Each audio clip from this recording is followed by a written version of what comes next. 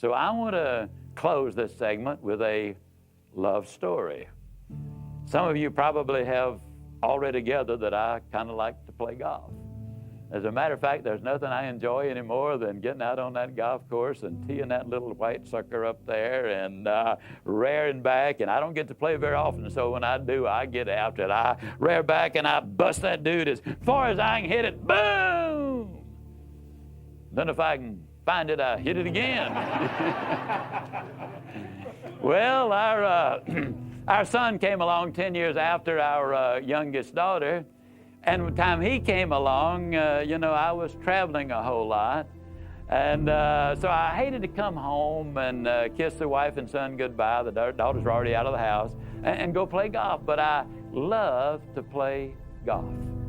And so I came up with an absolutely brilliant idea. I bought my wife and my son a set of golf clubs. Everybody's excited about it except my wife and my son.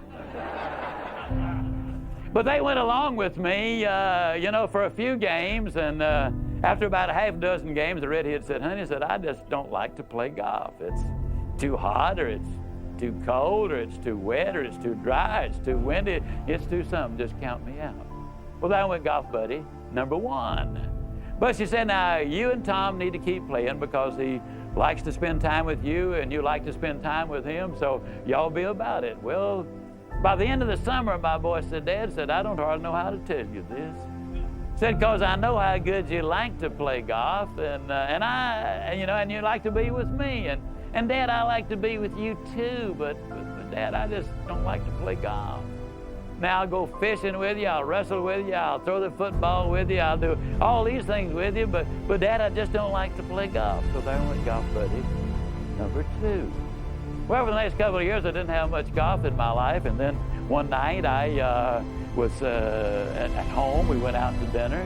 My sticks were in the trunk of the car. We rode past the driving range, the old Dowell Ridge driving range over here on North Central Expressway. And all of a sudden, my son said, "Dad, let's stop and hit a few." Well, my boy's a smooth talker. So we stopped to hit a few. We've been hitting a couple of minutes. He said, "Dad, let me borrow one of your woods." And so I gave him my 4-wood, and he reared back, and he busted that sucker about 40 yards further than he'd ever hit a golf ball before in his life. Now, when he turned around, that smile on his face clearly said, "Ziglar, you got yourself a golfing buddy now." The second most beautiful smile I've ever seen on that boy's face. It really was. Now, the most beautiful one was a couple of days later. We were out at the club. We were on a par 4. He took that 4-wood and he reared back and he busted that sucker right down the middle. Had a little draw on it, hit the ground running like a scared rabbit, stopped dead center. Perfect position right in the middle of the fairway. Get down there and he takes his 5-iron, and just like you see the pros do, he kept his head down, smooth stroked it. That sucker took off, landed as soft as a butterfly with sore feet on that green. He's about 40 feet from the pin. He's hunting his bird. Now, if you're not a golfer, that means if he sinks the putt, he's 1 under par on this hole. If you don't know what that means, it means he done good, okay? So I showed him how to line up, and I showed him how to stroke it, and just like that ball had eyes, it went straight to the bottom of that cup. When that ball hit the bottom of that cup, that boy jumped straight up in there about 6 feet. Still beat me to the ground by 4 seconds. I'm telling you, you're talking about excitement. This was, as he would say today, a time of great rejoicing. I grabbed that boy and hugged him. We did a victory dance there for a couple of minutes, and all of a sudden it occurred to me that I had a problem. I was on the green in 2 also. I was only about 8 or 10 feet from the pin. I was hunting my bird. Now, I knew if I missed it, he'd figure I'd done it on purpose so he could win. That would have given him a cheap victory, which in the final analysis is quite a loss. So I determined that I was going to do the very best I possibly could, so that if I did miss it, then I could honestly say, "Son, you won it fair and square."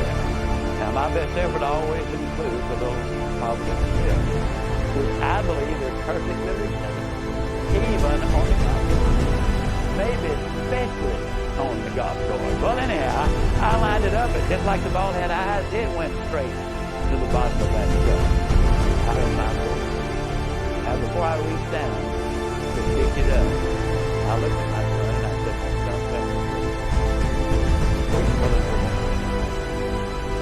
think you know what it would have meant had I been 11 years old? That would be it would have meant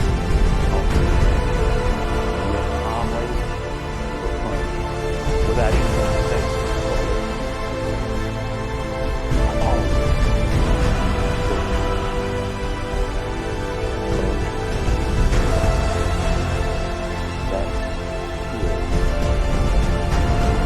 That's what we need more of in Dallas, Texas.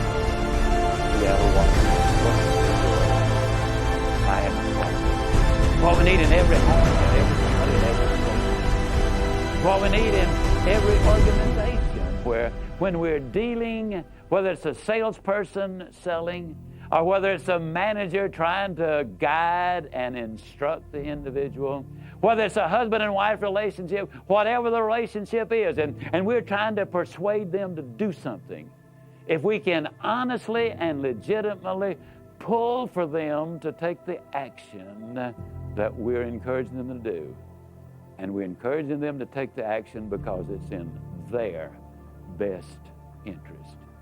At that instant, you become more professional, more proficient, more effective, more of a genuine, loving, caring human being. Because somebody else said it long ago and said it so well.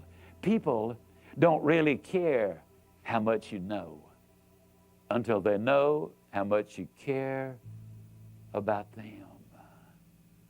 There is the difference. Treat your husband, your wife, your child, your employee this way.